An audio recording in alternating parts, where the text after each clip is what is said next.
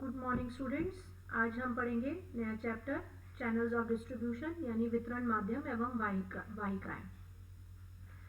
आपने अक्सर देखा होगा, आप जब कोई सामान खरीदना होता है तो आप बाजार में जाते हैं और बाजार में एक जो आपके आप होते हैं उपभोक्ता, और जिससे हम खरीदते हैं सामान वो होता है आपका रिटेलर यानी कि आपका खुदरा विक्रेता जो आपको सामान देता है। लेकिन क्या वह सामान आपके पास उसके पास सीधे उत्पादक से आया?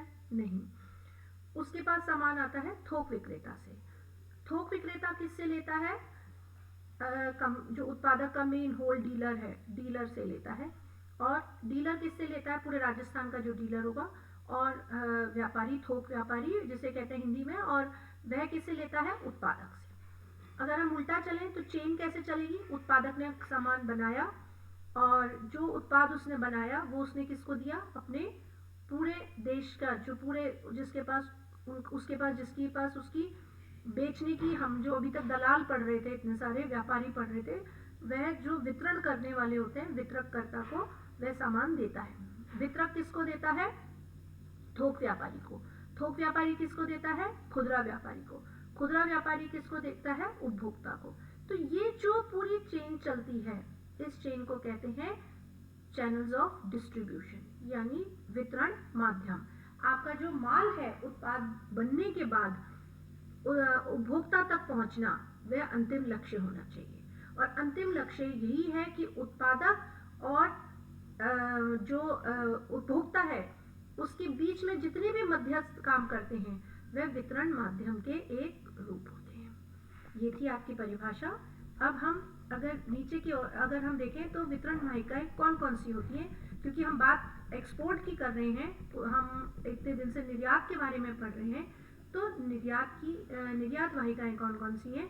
निर्यात वाहिकाओं से आशय वितरण के उन माध्यमों से है जिनके द्वारा एक निर्यातक अपने द्वारा उत्पादित वस्तुओं को विदेशी बाजारों के अंतिम उपभोक्ताओं या प्रयोक्ताओं तक पहुंचाता है। ये जो मैंने आपको अभी एग्जांपल दिया था वो था देशी बाजार का। भारत देश में ही आपका उत्पादक है और भारत देश में ही आप उपभोक्ता है। लेकिन हम जब निर्यात की बात करते हैं तो निर्यात में आप उपभोक्ता किसी और देश में है और उत्पादक किसी और देश का है। अगर उत्पादक भारत का है तो जो उपभोक्ता है वो किसी भी देश में यानी कि कनाडा में, यूएस में, जापान में, चाइना में, वो कहीं भी हो सकता है। तो इसीलिए उत्पाद जो एक्सपोर्ट डिस्ट्रीब्यूशन चैनल्स हैं उनका अलग अलग रूप होते हैं। कई तरह के एक्सपोर्ट डिस्ट्रीब्यूशन चैनल्स हैं। जैसे सबसे पहला एग्जांपल है अप्रत्यक्ष डिस्ट्रीब्यूशन चैनल यानी कि अप्रत्यक्ष वितरण वाहिका। अप्रत्यक्ष वितरण वाहिका कैसे? जिसमें ऐसी फर्म जो देशी विपणन पर पर्याप्त ध्यान देने के पश्चात अब निर्यात बाजारों में प्रवेश करना चाहती है, यानी कि निर्यातक नया है, उसने अब से पहले निर्यात नहीं किया है, तो उसे निर्यात के उसको उत्पाद बनाना तो आता है लेकिन उसको वितरण करना नहीं आता। ऐसी फर्म निर्यात विपणन में अनुभवहीन होती है, अपरिचित होती है, अतः उसके लिए यह उपयुक्त होता है कि वह अपना निर्यात ऐसे व्यापारी या संस्थाओं के मार्फत करे जिन्हें उनका अच्छा अनुभव हो।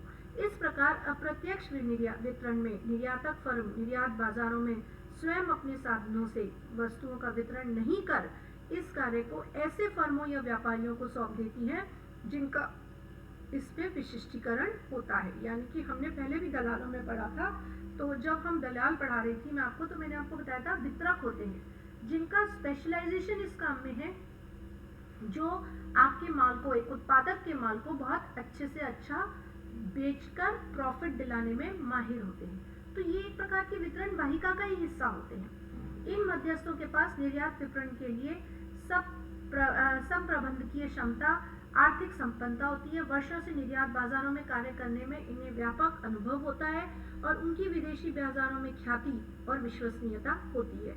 यानी उनकी विश्वसनीयता किसके साथ होती है? वहाँ के क्रेताओं के साथ और वहाँ के उपभोक्ताओं के साथ। ऐसे वितरण वाहिका का के क्या लाभ है? अप्रत्यक्ष वितरण उन फर्मों के लिए विशेष उपयोगी होता है जिनका आकार छोटा है, जिन्होंने अभी नया अपना देशी विपणन को छोड़ के नया निर्यात करना शुरू किया है, जिनके पास वित्तीय साधनों और प्रबंधीय योग्यता की सीमितता होती है। यानी कि वित्तीय साधन यानी अपने पास से निर्यातक के पास वितरण के लिए पैसा नहीं होता और उनको इस चीज़ का बहुत ज़्यादा ज्ञान भी नहीं होता।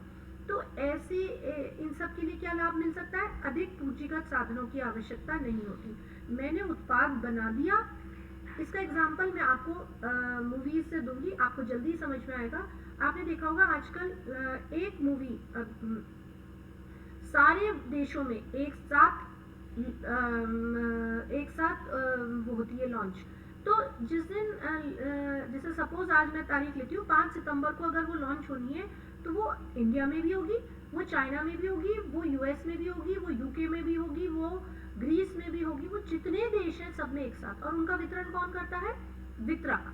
तो वितरक को क्योंकि जानकारी है और वितरक को उसकी नॉलेज है, विशिष्टता है, उसकी गुडविल है, उसे पता है मूवी। तो जो वितरक जितने अच्छी तरीके से किसी भी जो प्रोड्यूसर है, जो पिक्चर बनाने वाला है, जो मूवी बनाने वाला है, उसको देशों की जानकारी नहीं है, कैसे पिक्चर लॉन्च होगी वो भी नहीं पता है, तो वो उसको ज़्यादा से ज़्यादा प्रॉफिट दिलाता है और जितना ज़्यादा प्रॉफिट दिलाता है उतना ही उसका कमीशन होता है।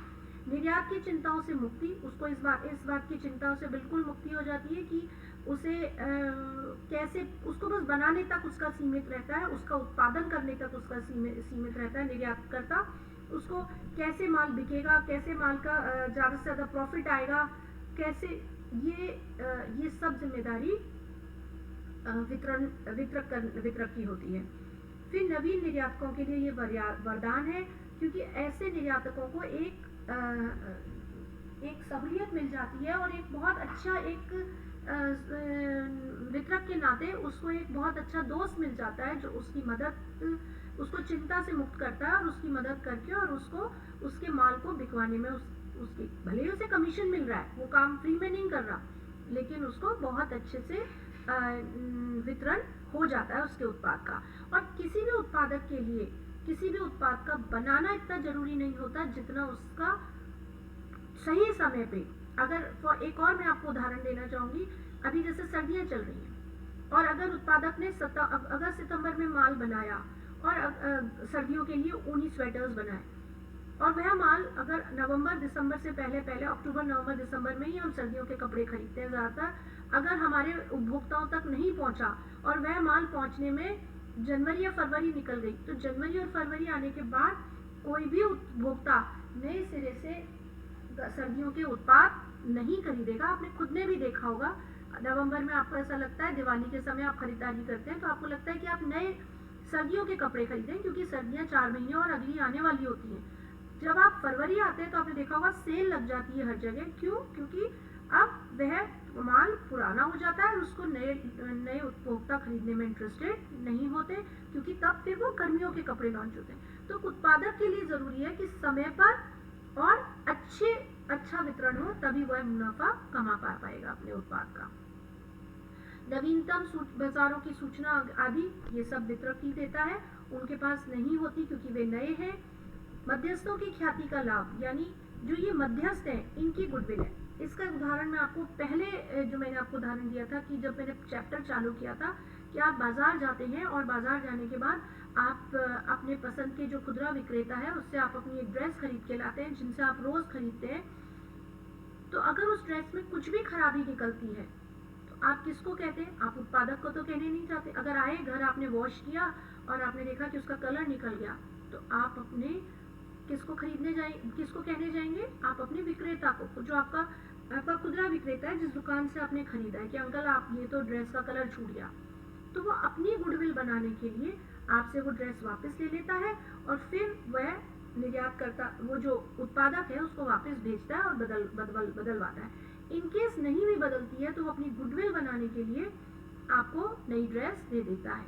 तो क्योंकि उपभोक्ता का डायरेक्ट कांटेक्ट किससे होता है?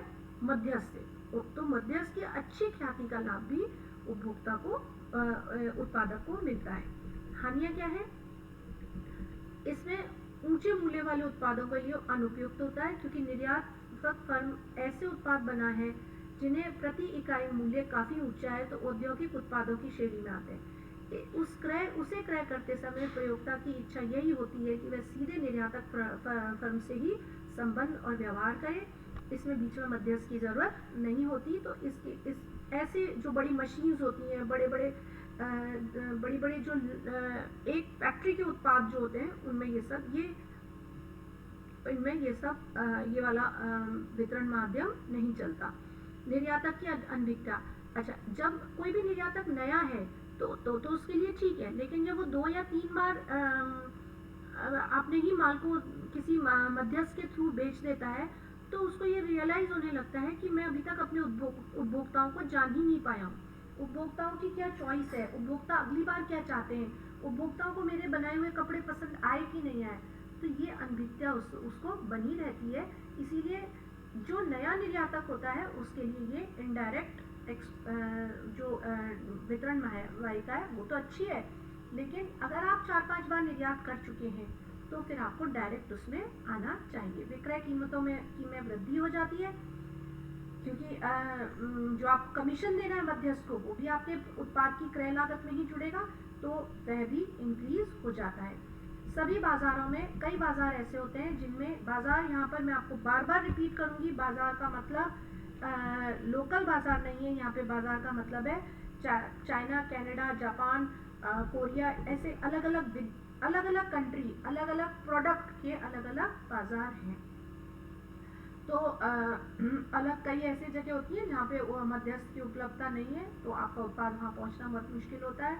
मध्यस्थ, और कई बार ऐसा होता है कि मध्यस्थ आप भी वही माल बना रहे हैं और आपका जो कॉम्पिटिटर है वो भी वही माल बना रहा है, और मध्यस्थ आपके साथ चीटिंग करके आपके जो कॉम्पिटिटर है उसका माल वो पहले बेच देता है और आपका माल पीछे रह जाता है, तो आपको पता भी नहीं चलता। आपको बाद में ये बातें सारी पता चलती हैं, तो आपका नुकसान भी होने के चांसेस रहते हैं। फिर उसमें आता है उच्च तकनीकी एवं जटिल वस्तुओं के लिए उपयुक्त नहीं है। मैंने अभी आपको जैसे बड़ी बड़ी मशीन्स हैं, बड़े बड़े फैक्ट्री उत्पाद हैं, उनके लिए ये वितरण वाहिका उपयुक्त नहीं है। फर्म के लिए व्यक्तिगत प्रयास नहीं। मध्यस्थ, सभी निर्यातक के लिए निर्यातक समान है। जैसे मैं अगर मध्यस्थ हूँ तो मेरे लिए ABCDE 5 अगर उत्पादक है, पांचों मेरे लिए बराबर है। अगर मेरी A के साथ अच्छी जानकारी है तो मैं B का माल थोड़ा कम बेचूंगा, या कम उस कमीशन पे बेचूंगा, या कम उसको दिलाने की कोशिश करूंगा। अगर A कहता है कि मैं तुमको कमीशन ज़्यादा दूंगा, तो नेचुरली मैं पहले A का माल बेचने लगता हूँ। तो ये मध्यस्थ कई बार आपके साथ चीटिंग कर सकते हैं। तो ये था आपका अप्रत्यक्ष वितरण वाहिका है। कल की क्लास में हम करेंगे प्रत्यक्ष वितरण वाहिका, डायरेक्ट डिस्ट्रीब्यूशन चैनल्स।